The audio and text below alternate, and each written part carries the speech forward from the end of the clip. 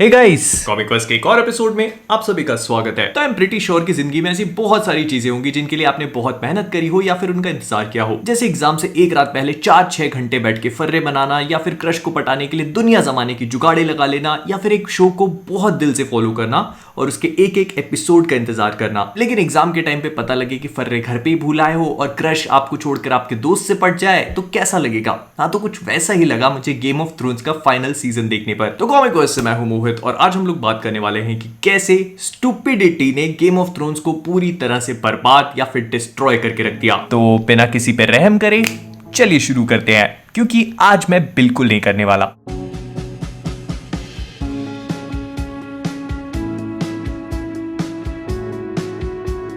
तो ये बात है आज से 10 साल पहले की, जब मैं ऐसे ही अपने रूम में बैठे बैठे बोर हो रहा था और मैंने अचानक ही गेम ऑफ थ्रोन्स लगा लिया। उस टाइम पे इसके सीजन 1 के सिर्फ 2 ही एपिसोड्स आए थे और मैंने बस इसे बिना कुछ एक्सपेक्टेशंस के स्टार्ट किया। लेकिन स्टार्टिंग का सीन देख के ही दिमाग घूम गया।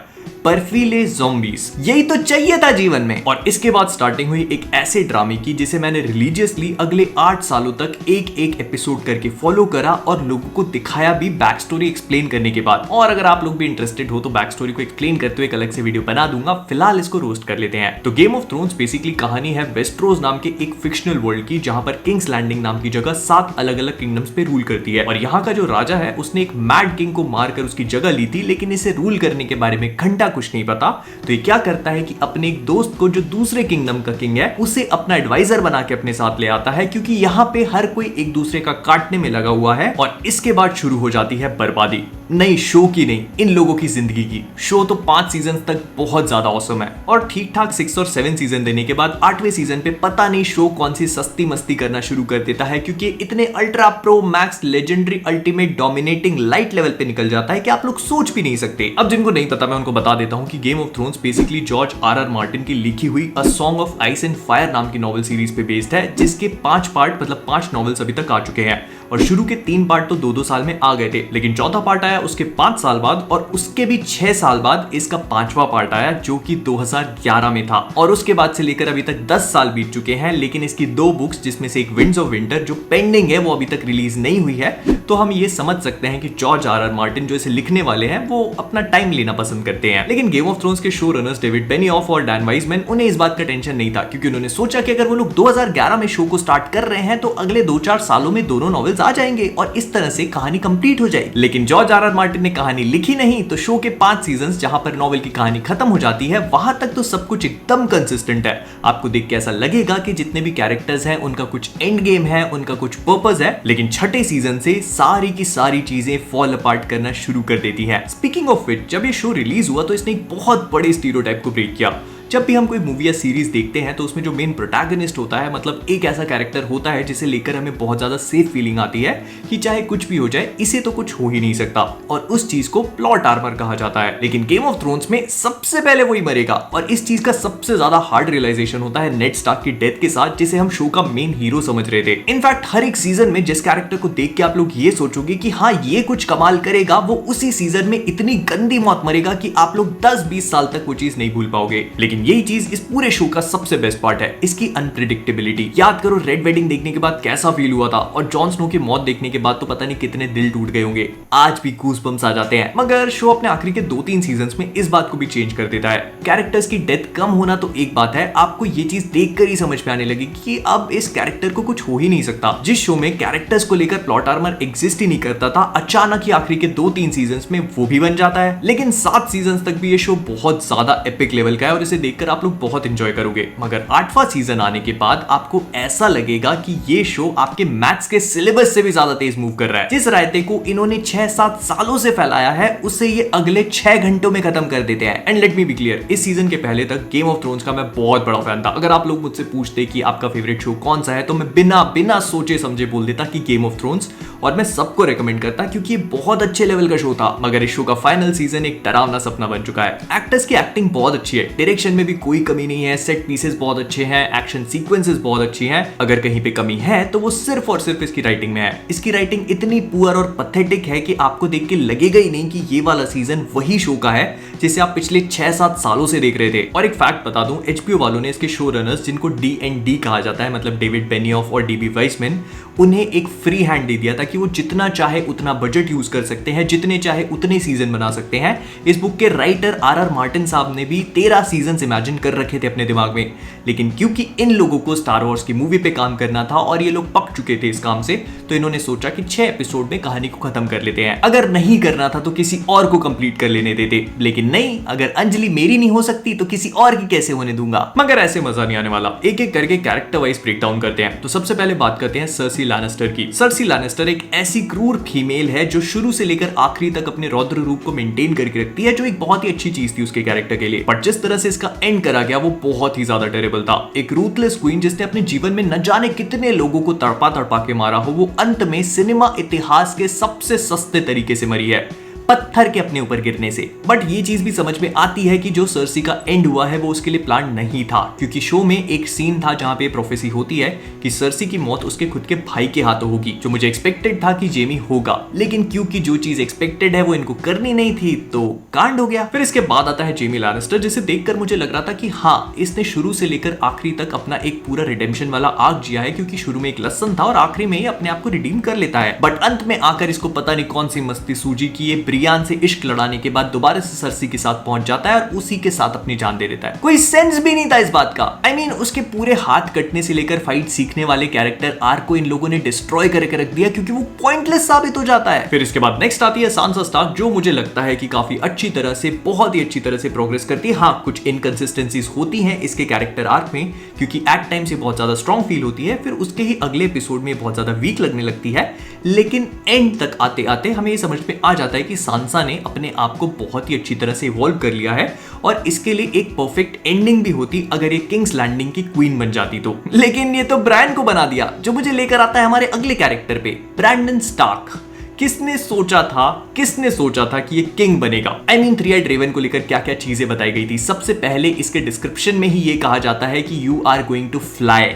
और एक बात बताओ, अगर आप किसी भी जानवर के अंदर जा सकते हो तो क्या आप कौवों के अंदर जाओगे, या फिर जो वहीं पे 3 बड़े बड़े ड्रैगन्स हैं उनमें से किसी एक के अंदर? फिर लगा था कि शायद बैटल ऑफ विंटरफेल में ये भाई साहब कुछ तो कमाल करेंगे, पर नहीं, वहां पे भी चारा बन के रह गए। और एक बात बताओ, ब्रायन को चारा बना के नाइट किंग को उसके पास बुलाने के बाद का प्लान क्या था? जो मुझे लेकर आता है अपने अगले कैरेक्टर पे, आर्या स्टार्क। अब देखो, आर्या का नाइट किंग को मारना मुझे अच्छा लगा और इसे देखकर मैं बहुत ज्यादा सरप्राइज भी हुआ, लेकिन बाद में मुझे ऐसा लगा कि एक बच्चे के हाथों से 5 स्टार छीन कर उसे संतरे की गोली पकड़ा दी हो। जस्ट बिकॉज D&D कुछ अनप्रेडिक्टेबल करना चाहते थे, उन्होंने आर्या स्टार्क को एक ऐसा कैरेक्टर आर्क दे दिया जो उसकी डेस्टिनी ही नहीं था। देखो, आर्या स्टार्क बहुत फियर्स है और एक बहुत ही हाईली ट्रेन्ड असासिन थी, लेकिन उसका नाइट किंग को मारना मेक सेंस नहीं करता। उसकी डेस्टिनी थी अपने परिवार की मौत का बदला लेना, जो वो करती भी है। ये पूरा का पूरा वोल्डर फ्री वाला सीन बहुत ही ज्यादा ऑसम था और इसे देखकर मजा ही आ चुका था। और जब मेलिसांड्रे उससे बोलती है कि she is going to close green eyes, brown eyes, blue eyes, तो इसका मतलब व्हाइट वॉकर्स नहीं था, नाइट किंग तो बिल्कुल भी नहीं। नाइट किंग को मारने की डेस्टिनी थी the prince who was promised, Azor Ahai reborn की, जिस पर मैं आगे बात करूंगा। फिर इसके नेक्स्ट आती है डेनेरिस टारगेरियन। देखो, अब डेनेरिस ने अपने कैरेक्टर की शुरुआत करी थी ये चीज बोलकर कि वो स्लेवरी को खत्म करेगी, व्हील को ब्रेक करेगी, साइकिल को तोड़ेगी और ये जो पूरा का पूरा इनोसेंट लोगों को मारने का कंसेप्ट है इसको खत्म करेगी। लेकिन अंत में जाकर ये एक पूरे के पूरे शहर को ही जला देती है, जिसमें कई लाखों इनोसेंट लोग थे। क्यों? क्योंकि सर्सी लैनिस्टर बाहर नहीं आ रही थी। अगर सर्सी को ही मारना आपका मकसद था तो आर्या को उसके पास भेज देते, जो एक ट्रेंड असासिन है, और वो सुमड़ी में जाके सर्सी को अपनी निंजा टेक्निक से कब पेलाती किसी को पता भी नहीं चलता। खून करने वाला बैटमैन अपने साथ लेके घूम रहे हो यार। लेकिन नहीं, ये दिखाना है कि अगर पापा मैड किंग थे तो बिटिया को भी पगलियाना है एंड में, तो इसीलिए उसके कैरेक्टर को भी पूरी तरह से तबाह करके रख दिया। फिर इसके बाद आता है टिरियन लैनिस्टर। तो टिरियन इस बात का सबसे बेस्ट एग्जांपल है कि कैसे एक स्मार्ट एंड इंटेलेक्चुअल कैरेक्टर को डम ड्वार्फ में ट्रांसफॉर्म किया जा सकता है। किंग्स लैंडिंग को अकेले डिफेंड करने वाला, अपनी बहन और उसके तानाशाह लौंडे के खिलाफ खड़ा होने वाला, प्यार में धोखा खाने के बाद अपनी माशूका और अपने पापा को अकेले पेलने वाला, ये कैरेक्टर पता नहीं आखिरी सीजन में क्या बन के रह गया। एक के बाद एक इसने इतने बैड डिसीजंस लिए हैं कि आप सोच के हैरान हो जाओगे कि ऐसा कैसे कर सकता है। एक बार इस वाले डायलॉग को दोबारा से याद करके देखो। I was the monster you think I am. I wish I had enough poison for the whole pack of you.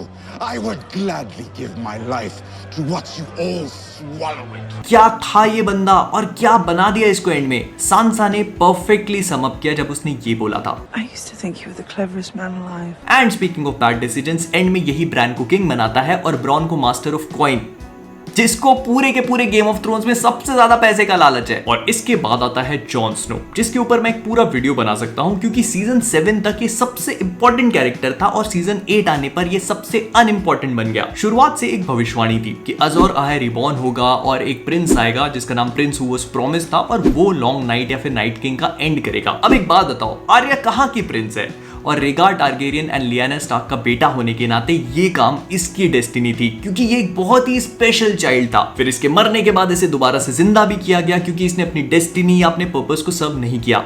तो क्या था इसका पर्पस? डेनेरिस को मारना? मैं बताता हूं इसकी डेस्टिनी क्या थी। नाइट किंग के साथ एक एपिक फाइट सीक्वेंस में उसको जान से मारने का काम जॉन स्नो का था, आर्या स्टार्क का नहीं। लेकिन एंड में क्योंकि शो रनर्स को कुछ अनएक्सपेक्टेड करना था तो उन्होंने वक्त बदल दिए, हालात बदल दिए, जज्बात बदल दिए। और एक बार हार्ड होम वाली इस फाइट को याद करो जहां पर जॉन की इस वॉकर से फाइट होती है और वो इसको मारता है, तो क्या फील आया था। और फिर लास्ट आता है द नाइट किंग। अब पूरे के पूरे शो में मैं पर्सनली इस वाले कैरेक्टर को लेकर बहुत ज्यादा एक्साइटेड था क्योंकि मैं जानना चाहता था कि आखिरकार ये बंदा आया कहां से है, कैसे क्रिएट हुआ है। लेकिन इसके बारे में कुछ भी नहीं बताया गया। इनफैक्ट एक भी व्हाइट वॉकर के बारे में कुछ भी एक्सप्लेन नहीं किया गया कि इन्हें अपनी पावर्स मिली तो मिली कहां से। पूरे के पूरे शो की स्टार्टिंग व्हाइट वॉकर्स के गोले वाले सीन से होती है जिसे एक्सप्लेन नहीं किया गया। फिर ये लोग बच्चों को क्यों किडनैप करके उन्हें क्यों ट्रांसफॉर्म करते हैं वो नहीं बताया गया।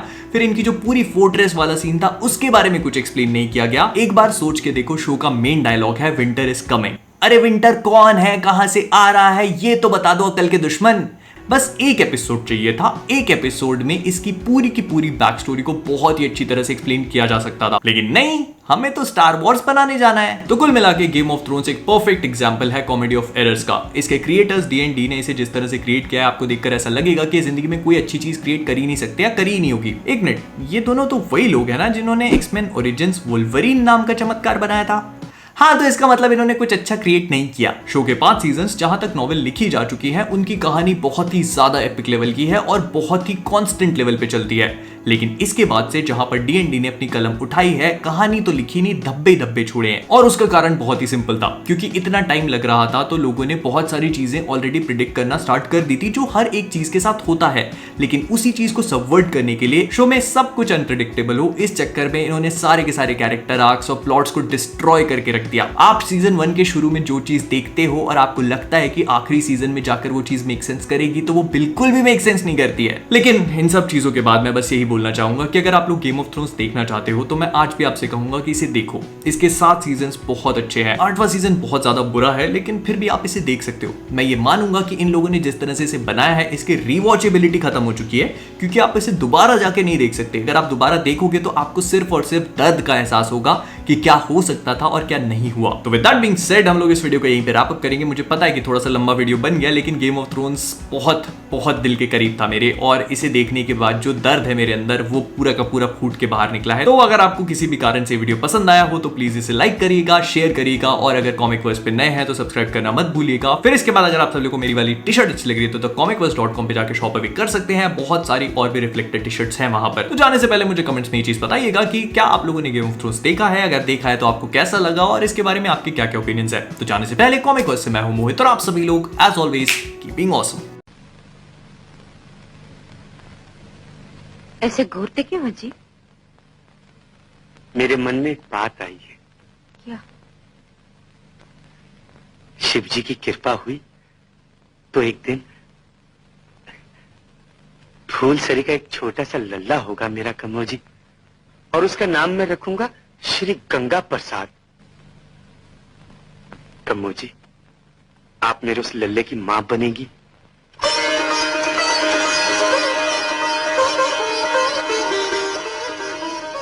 आप एक ही लल्ले की बात सुनकर फिक्र में मत पड़िए कम्मो जी।